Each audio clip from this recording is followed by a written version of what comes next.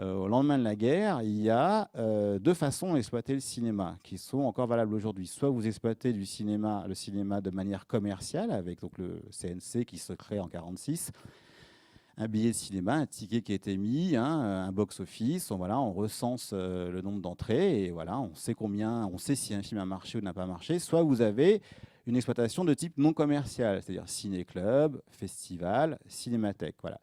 Et ces deux types d'exploitation vont contribuer l'une comme l'autre, hein, à populariser, ou en tout cas à montrer le cinéma japonais à partir du début des années 50. L'élément déclencheur, bien sûr, c'est Rashomon au Festival de Venise, le film d'Akira Kurosawa, produit par la compagnie Daiei. Et Rashomon, donc, voilà, repart victorieux du Festival de Venise et va devenir officiellement le film japonais qui va ouvrir les portes du cinéma, les portes de l'Occident au cinéma japonais. Madame Kawakita est évidemment toujours dans la ronde, elle est là, elle va œuvrer, elle est à Venise, hein, pour présenter le film. Et l'idée maintenant est de faire de cet événement italien un événement français. Et il faut que le Festival de Cannes, qui est l'autre grand festival, hein, le plus ancien festival de cinéma c'est Venise, mais après il y a Cannes. Et il faut que le Festival de Cannes se mette à la page. Venise vient de récompenser Rashomon et Madame Kawakita et Monsieur Juglaris vont œuvrer pour qu'on voit du cinéma japonais en France. Et ce qui se passe, c'est qu'à partir de 52, il y aura chaque année 3 films japonais, 3 longs métrages japonais en compétition au Festival de Cannes. C'est nouveau, hein, à l'époque, mais quand même 3 films japonais par an pendant une vingtaine d'années, une quinzaine d'années au Festival de Cannes, voilà, ça permet d'avoir une idée de ce qui se tourne au Japon. Mais une toute petite idée après tout, quand on considère que on est dans ce qui est en train de devenir l'âge d'or des studios, c'est-à-dire un système de studios qui ressemble beaucoup au système américain, hein, de grands studios, exactement comme Hollywood, il y a MGM, Warner, Paramount, etc. Au Japon, il y a de grands studios que sont Nikatsu, Toho, Daiei, Shoshiku, Toei, etc. Eh bien, ces studios vont connaître un nouvel âge d'or, un âge d'or économique, c'est-à-dire entre 400 et 500 longs métrages produits par an. C'est absolument considérable. Et un âge d'or artistique, en ce sens où voilà, on considère aujourd'hui qu'il y a eu beaucoup, beaucoup de grands films tournés dans cette glorieuse période d'après-guerre. Et évidemment, 52 est une année donc importante. Trois films japonais à Cannes, un film, Le Roman de Genji, qui est récompensé, et surtout la première sortie commerciale en France, c'est-à-dire avec billetterie CNC, de Rashomon, hein, en 1952. Le film Rashomon, en fait, a été tourné en juillet 1950, a été récompensé à Venise en septembre 51 et sorti en France au printemps 52, à peu près au moment du Festival de Cannes. Donc il faut comprendre qu'au printemps 52, il y a possibilité de voir en France 3 films japonais, 3 qui sont montrés à Cannes et un qui sort de manière commerciale à Paris et ailleurs. Ça reste toutefois une exploitation de type pas marginal ni confidentiel, mais ça reste une exploitation de type, on dirait aujourd'hui, d'art-essai ou de recherche. Il faut comprendre qu'en 1952, les gens vont beaucoup au cinéma. Déjà, c'est une époque où les gens vont beaucoup, beaucoup au cinéma. Et que quand Rashomon sort, le film totalise 240 000 entrées. 183 000 entrées à Paris et le reste en région. En 52, qu'est-ce qui marche au cinéma? Eh ben, le film qui, à l'époque, triomphe est un film qui s'appelle Le Petit Monde de Don Camillo et qui fait 12 millions de spectateurs. C'est voilà, c'est énorme. Voilà. Et juste derrière Don Camillo, c'est un film avec Luis Mariano qui s'appelle Violettes impériales et qui totalise 8 millions de tickets vendus. Voilà. Donc, il faut comprendre que à l'époque, le cinéma est le divertissement préféré des Français et qu'on y va beaucoup. Et que un film qui fait 3, 4, 5 millions d'entrées, c'est plutôt courant dans les années 50. Et quand Rashomon, lui, ne fait que 240 000 entrées, ça reste quand même une sortie plutôt anecdotique. Mais quand même, le film est salué, célébré par la critique. Le film est auréolé de son aura vénitienne. Et puis surtout, Rashomon remporte un Oscar en 52. Voilà, donc c'est quand même le film voilà, qui va quand même faire en sorte que le cinéma japonais devienne un peu officiel. C'est-à-dire qu'il y a un visa d'exploitation, le film est exploité à Paris, mais aussi en province. Ce n'est pas rien. Ce n'est pas rien. Donc voilà, Rashomon est quand même le film qui voilà, a permis aux autres films d'arriver derrière. Il a été exploité en France, mais à Pathé, on se dit que les 240 000 entrées de Rashomon, c'est trop peu et il faut quand même essayer de faire mieux. Et donc, Pathé va acheter un film produit par Nagata, encore lui, un film d'Aillé, qui s'appelle La Porte de l'Enfer. Et La Porte de l'Enfer est montré au Festival de Cannes et remporte la première Palme d'Or. La première Palme d'Or du Festival de Cannes, à l'époque, ça ne s'appelle pas Palme d'Or, ça s'appelle le Grand Prix, mais bon, c'est l'équivalent de la Palme d'Or. Et voilà, c'est le premier film japonais à remporter cette distinction suprême. Le film fait plus d'1 million d'entrées en France. C'est beaucoup pour un film japonais, c'est beaucoup pour l'année 1954. 1 million d'entrées en France, plus 1 130 000, je crois, pour La Porte de l'Enfer. Donc c'est le premier grand succès de l'histoire du cinéma japonais en France. C'est La Porte de l'Enfer, sorti en 1954. Il faut quand même comprendre que ça reste des films qui sortent dans les circuits type art et essai et qui sont, par contre, beaucoup repris dans les circuits de type non commercial, ciné-club, festival, cinémathèque. Hein. On peut saluer les ciné-clubs de l'époque pour avoir à ce point porté à bout de bras le cinéma japonais. C'est les ciné-clubs en milieu scolaire, c'est les ciné-clubs d'entreprise, de village, etc. Certes, en 1956, Cannes présente à nouveau 3 films, et là, Pathé Overseas va décider d'exploiter le cinéma japonais un peu différemment, c'est-à-dire qu'ils vont acheter les droits d'un film qui est montré en compétition à Cannes et qui est un film animalier avec un enfant. Le film s'appelle Le Cheval et l'enfant, un mélodrame autour d'un cheval. Et ce qui va caractériser aussi Le Cheval et l'enfant dans l'histoire de la diffusion du cinéma japonais en France, c'est que c'est un film qui va passer à la télévision française, en version française. Alors, ce n'est pas le premier essai. Il se trouve que les films de Kenji Mizoguchi ont été parmi les premiers à être diffusés à la télévision française par France 3, alors appelée FR3. Et à partir de 1963, on va voir en version originale plusieurs films de Mizoguchi à la télévision française. On va aussi voir La Porte de l'Enfer, hein, en version originale. Et c'est plus la diffusion à la télévision française qui va permettre d'installer Mizoguchi comme un cinéaste essentiel que son exploitation en salle. Parce que contrairement à une idée répandue, hein, j'ai retrouvé tous les chiffres pour mon dictionnaire, les films de Mizoguchi, lorsqu'ils sont sortis en France à partir de 1900, alors La Vie de Haru était le premier en 1954, hein, là c'est la Toho qui va vendre le film à Pathé, mais après les films qui vont suivre, c'est-à-dire Les Contes des vagues après la pluie, L'Intendant son chaud, La Rue de la Honte, c'est des films qui font entre 50 et 80 000 entrées, pas plus, c'est petit. Et donc c'est surtout la diffusion à la télévision des films de Mizoguchi qui va vraiment permettre au public français de les découvrir, de bien les découvrir. Voilà. Et saluons les gens de France 3 à l'époque, FR3, pour avoir fait ce choix. Et donc, Le Cheval et l'enfant, lui, va être diffusé au début des années 70, plusieurs fois, hein, en film. Pour ceux qui s'en souviennent, il y avait des films sur FR3 le dimanche après-midi. Voilà. Et donc, Le Cheval et l'enfant va être le premier film japonais un peu populaire, voilà, hein, auprès du public français. Un film aimé par le public familial.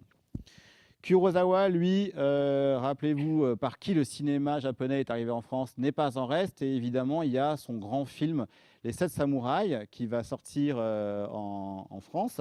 Alors l'affiche qui est derrière moi est une affiche du distributeur Connaissance du cinéma. C'est une affiche de la reprise, hein, plus tard dans les années 80, mais elle reprend le visuel de l'affiche française d'origine. Et là, De la même façon que pour exploiter le cinéma japonais en France, on a estimé qu'il fallait qu'il soit doublé en français. Là, la version internationale et 7 samouraïs va être tronquée. C'est une histoire que tout le monde connaît. Le film à l'origine dure 3h27. La version exploitée en France compte quasiment 1 heure de moins. Voilà, c'est une version courte. On mettra des décennies avant de découvrir les 7 samouraïs dans sa version intégrale. Et donc, Kurosawa reste quand même le cinéaste japonais qui va faire des entrées dans les années 50 et 60 en France. Il est identifié, il est aux yeux du public français quasiment le seul cinéaste japonais qu'on connaît. Voilà, Akira Kurosawa, c'est le cinéaste japonais.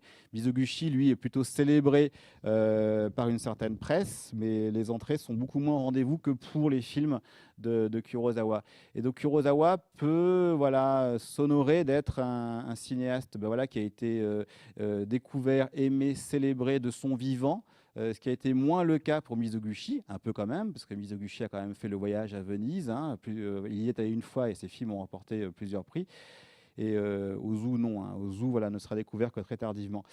Et donc les films de Kurosawa, notamment les 7 samouraïs, vont lui permettre d'être, aux yeux du public français, le seul cinéaste japonais identifié de tous. Donc dans les années 60, il est relativement difficile de voir de nouveaux films japonais de manière commerciale dans les cinémas français. Ça, c'est plus compliqué. Et le salut va venir en fait du cinéma de genre. C'est-à-dire qu'à partir de la fin des années 60, les cinémas de quartier vont se développer. Ils vont aussi se développer dans les anciennes ou à l'époque les colonies françaises, c'est-à-dire notamment l'Afrique et l'Afrique du Nord surtout. Et donc, ce qui se passe, c'est que des distributeurs vont acheter auprès des grandes compagnies japonaises du cinéma de genre, c'est-à-dire du cinéma de gangsters, les films de Yakuza, du cinéma fantastique, du cinéma érotique et du cinéma de grands monstres, ce qu'on appelle le Kaiju Eiga, les films de grands monstres. Et ces films, doublés en français, sont finalement les véritables premiers grands succès du cinéma japonais en France. C'est-à-dire qu'on dit, ah oui, le cinéma japonais est arrivé par les grands auteurs, Mizoguchi, Kurosawa. Oui, aux yeux de la critique, c'est indéniable. Mais le fait est que les vrais succès, les films qui ont fait des centaines de milliers de spectateurs en France et dans les colonies ou anciennes colonies, ce sont les films réalisés par des cinéastes comme Kinji Fukasaku ou surtout Inoshiro Honda, le papa de Gozilla. Et donc, on va voir comme ça, à partir de la fin des années 60, beaucoup de cinéma de genre arriver dans les cinémas de quartier. Et c'est vraiment ce cinéma-là qui a permis au cinéma japonais d'être vu. C'est pas Kurosawa, c'est pas Mizoguchi. Il faut savoir qu'un film comme King Kong s'est échappé va faire, rien que pour la seule année 1968, va faire 1,5 million d'entrées. Et donc, ce film de grands monstres, avec donc des acteurs japonais, et comme tous les films de grands monstres réalisés par Inoshiro Honda ou d'autres, ou comme tous les films de gangsters réalisés par Fukasaku ou d'autres, avec donc des acteurs japonais, certes doublés en français, ce sont ces films-là que le public français va découvrir. C'est par le biais de ces films-là que le cinéma japonais va commencer à être populaire, vraiment. C'est-à-dire que quand ce film, quand King Kong s'est échappé, fait plus d'1 million d'entrées, il faut vraiment savoir que les autres films de Honda font des scores à peu près similaires. Les années 60-70 vont être surtout donc, les années des cinémas de quartier et du cinéma de genre. On se souvient par exemple d'un film de Mazumura rebaptisé La chatte japonaise. Ça, c'était dans la catégorie cinéma érotique de quartier. Et il y a une vie comme ça du cinéma japonais, qui est aussi un cinéma japonais de studio. King Kong s'est échappé, c'est une production Toho. C'est aussi une production d'un très gros studio, et le même studio qui produit les films de Kurosawa. Mais c'est du cinéma de genre qui va vraiment connaître des années de gloire à la fin des années 60 et dans les années 70.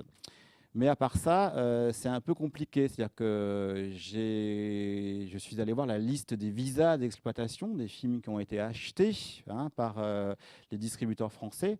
Alors, ce n'est plus le monopole de Pathé Overseas. À partir des années 60, d'autres distributeurs vont arriver, etc.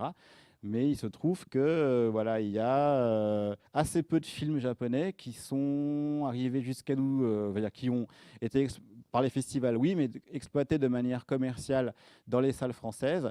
Les années 70 et encore plus les années 80 vont être un peu des années un peu voilà, pauvres en exploitation de films japonais. Finalement, ce qui va nous permettre d'avoir un accès à ce qui se produit au Japon, c'est la télévision. Et c'est notamment par cette productrice animatrice qui s'appelle Dorothée, qui va prendre langue avec les studios Toei, en tout cas la branche animation, Toei Animation, et qui va acheter des programmes qu'elle va diffuser à des heures de grande écoute, hein, des programmes animés, à tel point que finalement le plus gros succès du cinéma japonais en France à la fin des années 70, c'est le film suivant. C'est ça, si je ne me trompe pas. Ah non, c'est pas ça. Donc tu peux passer. Voilà, c'est ça. C'est ça, voilà. C'est Goldorak au cinéma. Voilà, donc qui va faire 1 million de spectateurs, et qui est un peu une escroquerie puisqu'il s'agit de 2 ou 3 épisodes de la série télé mis bout à bout. Hein. Voilà, donc Dorothée, c'est pas fatigué, mais voilà, mais le film va quand même vendre 1 million de tickets, voilà, en France, et c'est voilà le produit culturel japonais le plus identifié en 1979, parce que c'est l'année de sortie du film. C'est ça, hein, c'est Goldorak au cinéma. On va revenir sur les affiches d'avant, puisque aujourd'hui, il se trouve que voilà, un des cinéastes japonais les plus aimés en France est Yasujiro Ozu. Et lui, donc, n'aura pas eu la chance de voir ses films exploités et reconnus chez nous, en Europe, de son vivant, puisque Ozu est mort en 1963. Et donc, il faudra attendre 1978 pour qu'un petit distributeur sorte, en l'occurrence Paris Film, sortent 2 films d'Ozu, Voyage à Tokyo et Le goût du saké, et un peu plus tard, Dernier Caprice et un 4e qui est Ghost de Tokyo. Voilà. Et voilà, Ozu a été découvert voilà, plus de 15 ans après Kurosawa et Mizoguchi, c'est-à-dire qu'il faudra attendre 1978 et 1979 pour voir les films d'Ozu. Et il faudra donc le travail de ce petit distributeur à la fin des années 70 pour proposer pour la première fois donc au public français voilà, 4 films d'Ozu, Voyage à Tokyo, Le goût du saké, Dernier Caprice et Ghost de Tokyo, qui sont les 4 premiers films d'Ozu voilà, qui sont arrivés chez nous, sachant qu'Ozu a quand même tourné 54 longs-métrages. Voilà, mais on a commencé par voilà, découvrir son œuvre par ces 4 films-là. Là aussi, les entrées sont très modestes. Il y a quand même Le goût du saké qui fait 125 000 entrées. C'est petit, mais c'est beaucoup quand même. Hein. Voilà, mais ça reste voilà, un cinéaste moins célébré au moment de sa sortie que l'étaient Kurosawa et Mizoguchi. Les années 80 vont être un peu plus, encore plus compliquées, c'est-à-dire que là, on se quitte en 78-79 avec à la fois la sortie des 4 films d'Ozu et le triomphe de Goldorak au box-office français et à la télévision française, bien sûr. Et ce qui se passe, c'est que les années 80, voilà, ça va être compliqué pour les amateurs de cinéma japonais de voir de nouveaux films. Et pourtant c'est l'année, enfin, c'est la décennie où ce cinéma est primé à Cannes. C'est-à-dire qu'il y a une palme d'or à Cannes en 80 qui est Kagemusha d'Akira Kurosawa. En 83, il y a une deuxième palme d'or qui est La balade de Narayama et un autre film qui s'appelle Furio de Oshima qui est également montré. Et ces films vont faire beaucoup d'entrées. Hein. Kagemusha, c'est 800 000 entrées. Furio, c'est 1,5 million d'entrées. Mais ce qui caractérise des films comme Kagemusha, Furio, ou même, au milieu des années 70, L'Empire des Sens, c'est que ce sont des films parlant japonais, mais qui ne sont pas des productions japonaises. En tout cas, qui sont des coproductions avec des pays étrangers. Kagemusha est une coproduction avec la Fox, puisqu'à l'époque, plus personne ne veut produire au Japon, plus personne ne veut produire Kurosawa. L'Empire des Sens est une production française, hein, Anatole Deman, et Furio est une production britannique du producteur Jeremy Thomas, le producteur de Cronenberg, Bertolucci et d'autres. Voilà. Et donc, ce qui explique la présence de David Bowie au générique. Hein. Furio est une coproduction entre l'Angleterre et le Japon. Et donc, ces films ne sont pas des productions 100% japonaises. Pourtant, ils représentent le Japon dans des grands festivals comme Cannes, remportent des prix, sont des succès au box-office. Mais ce qui est étonnant, c'est que finalement, les seuls films comme L'Empire des Sens, Kagemusha ou Furio, qui auront rencontré véritablement leur public en France à la fin des années 70, au début des années 80, ne sont pas des productions 100% japonaises, hein. C'est des productions qui se sont adossées à d'autres pays pour pouvoir se monter et se faire. Donc on peut imaginer. Petite parenthèse sur le cinéma d'animation, qui est quand même aujourd'hui le cinéma japonais qui fait le plus d'entrées en France, hein, des films comme Princesse Mononoke par exemple, ou je suis désolé, voilà, Princesse Mononoke. Vont faire 800 000 entrées, le voyage de Chihiro 1,5 million d'entrées. L'animation japonaise en France est très très très populaire. Ça n'a pas toujours été le cas. Il faut savoir que le premier film d'animation, le premier long métrage d'animation japonais sorti en France, c'est Le Serpent Blanc, hein, qu'on connaît, qui est le premier long métrage, qui est un film Toei, qui est le premier long métrage en couleur de l'histoire de l'animation japonaise.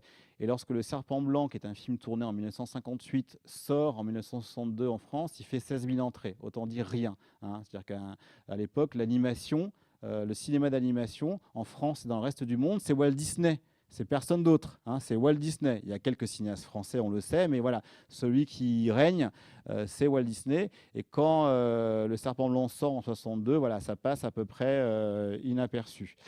Il faudra attendre donc le début des années 2000 pour que le cinéma produit par les célèbres studios Ghibli nous arrive ou nous arrive correctement, c'est-à-dire soit exploité avec de vrais frais de distribution et soit vraiment proposé au public français sans problème dans toute la France. Ouais.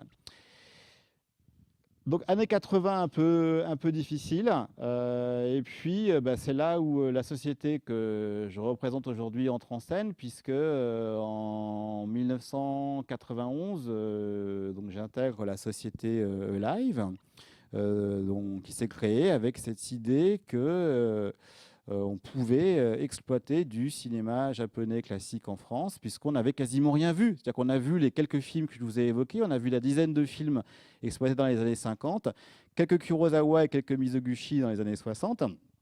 Et puis voilà, et quand on sait, encore une fois, qu'il se produisait entre 400 et 500 longs métrages par an dans les années 50, combien de grands films n'avons-nous pas vus? Voilà. Et donc en 91, moi-même, je sors de l'université Paris 3 où j'ai fait mes études et j'intègre cette société. Et l'idée de Jean-Pierre Jackson, qui est le pilote de cette société et qui va, conseillé par son ami Christophe Gans, ex-journaliste de Starfix et nouvellement cinéaste, va partir au Japon pour demander aux compagnies Toho, Shoshiku, Daiei, Nikatsu d'ouvrir les tiroirs, hein. Et là, voilà, une première rétrospective a lieu en 1991, une rétrospective de 29 films. Et donc à l'époque, on montrait les films en copie de 35 mm, hein, ça coûtait très cher, et on était, Live se heurtait au même problème que Pathé Overseas au lendemain de la guerre, c'est-à-dire obligation de tirer les copies à Tokyo. Voilà, donc ça coûte très cher, il faut les tirer sur place et puis il faut les faire venir, il faut les dédouaner, ça a un coût, etc. Donc ça, c'est un peu, ça rend l'opération complexe. Et ce qui rend l'opération aussi encore plus complexe, c'est qu'au moment où finalement cette première manifestation de type commercial de 29 films tirés en copie neuve au Japon, une fois que nous sommes prêts, nous ne trouvons pas de salle en France pour nous accueillir. C'est-à-dire que systématiquement, ce qui est dit à Jean-Pierre et son équipe à l'époque, c'est les exploitants parisiens, les mêmes hein, qu'aujourd'hui, nous disent le cinéma japonais n'intéresse personne. Voilà. D'où le titre de cette conférence. Le cinéma japonais n'intéresse personne. Voilà. Et donc, on est très embêtés à l'époque. Et finalement, la seule salle qui voudra bien nous accueillir, c'est une salle des Grands Boulevards qui s'appelle le Max Linder Panorama. Voilà, qui est une salle mono-écran, une salle fragile, hein, elle n'a qu'un seul écran, donc c'est difficile pour elle. Et l'équipe de l'époque, le cinéaste Jean-Jacques Zilberman en tête, y croit. Et Jean-Jacques Zilberman dit à Jean-Pierre Jackson, ok, 29 films, mais j'espère bien qu'il y a des Ozu dedans, parce que je pense que Ozu mérite d'être redécouvert. Et donc, le 1er juillet 91 sortent 29 films au Max Linder Panorama, encore une fois, en billetterie CNC, en billetterie commerciale. Hein. Et c'est un triomphe au-delà de tous nos pronostics. Hein. Ça va rester 2 mois et demi à l'affiche du Max Linder. Le Max Linder fait 616 places, c'est complet tous les soirs. Voilà. Et ça devient un événement mondain. On y croise Carla Bruni, Léos Carax, Jeanne Moreau, tout le monde vient. Voilà. Et donc, la presse est absolument considérable. Hein, la presse est considérable. Et cet été 91, voilà, on peut voir sur le grand écran, l'écran géant du Max Linder Panorama, certes 4 films d'Ozu, mais aussi, et c'était un des paris de Jean-Pierre Jackson et Christophe Gans, du cinéma de genre, c'est-à-dire du Chambara, l'équivalent de notre cinéma de KPDP, les films avec la star Reizo Ishikawa, par exemple, les films autour du cinéaste aveugle, du samouraï aveugle Zatoichi, voilà, du cinéma fantastique et autres. C'est-à-dire que cette rétrospective avait pour vertu de faire cohabiter les grands auteurs officiels, Ozu, Mizoguchi, Kurosawa, et le cinéma de genre qui était habituellement réservé aux versions françaises et au cinéma de quartier. Et donc cette rétrospective est un succès absolument ahurissant avec des gens sur le trottoir qui veulent rentrer, qui n'y arrivent pas, etc. Déjouant donc tous les pronostics et ridiculisant tous les exploitants parisiens qui nous ont dit le cinéma japonais n'intéresse personne. Je rends hommage aussi, parce que c'était moi qui m'en étais occupé, au cinéma l'ABC à Toulouse, qui était le seul à nous avoir dit oui. Voilà. En région, je veux dire en province. Évidemment, à partir du succès de cette rétrospective de 1991, les films ont commencé à beaucoup circuler. C'était mon travail d'amener les films en province, de les présenter et de faire en sorte que j'avais vraiment ça à cœur, moi qui suis provincial d'origine, que les films soient vus en dehors de Paris. Et donc, Eulive et moi-même avons beaucoup œuvré pour que les films soient largement exploités dans toutes les villes de France. Et je vous promets qu'en 91 et 92, ce n'était pas évident d'appeler un exploitant, fût-il d'arrêt-essai ou de recherche, pour proposer des classiques japonais. Il y avait cette résistance, cette phrase qui revenait souvent, mais t'es sûr, le cinéma japonais, ça intéresse vraiment les gens, etc. Mais oui, les résultats de la rétro au Max Linder en étaient la preuve. Et donc nous avons pris à la fin de cette rétro les bordereaux CNC et nous avons regardé quels étaient les films qui avaient fait le plus d'entrées. Et là, miracle, c'était les 4 films d'Ozu. Dernier Caprice, Herbe flottante, Les Sœurs Munakata et un quatrième, je ne sais plus.